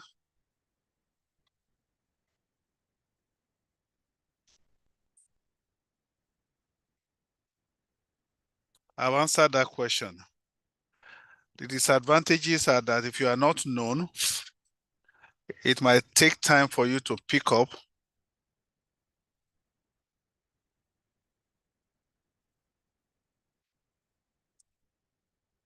Okay. Any other question? All right. We want to thank everyone for coming today. It has been very bumpy, but at least you are able to pick one or two things from the lesson of today, especially the presentation that came later. Please visit our American Spaces Nigeria YouTube channel. Please subscribe. In fact, we want all of you to bring out your phone now and subscribe to us. Go to American Spaces Nigeria YouTube channel. Let me begin to see you subscribe to us right now. We're not monetizing our own, but at least that will indicate that you are really interested in what we're doing. And for your information, this is live on our Facebook page. And so you can go back and listen to today's lessons and the previous lessons. Other recordings are also available. Announcement: on Thursday, we're having Speak with a Diplomat program. We encourage you to please come back. We also have a channel, WhatsApp channel. How many of you are on WhatsApp channel? Raise your hand up. If you're on our WhatsApp channel, let me see your hand up. Great. So those who are not on our WhatsApp channel, you are missing a lot, because that's where we post all our announcements and scholarships, all kinds of information that are going to be beneficial to you. Please make sure you follow us also on that platform, and we believe that you are going to be better for it. Till we meet on Thursday, have a wonderful day. And don't forget, next Tuesday, well, it's another day. We're having the fifth week. Take your courses, because we're going to check whether you took those courses before you give you a certificate. Take those courses. Ask from your director. They will show you where to go. And with that, we say bye-bye to every one of you. Bye, everyone.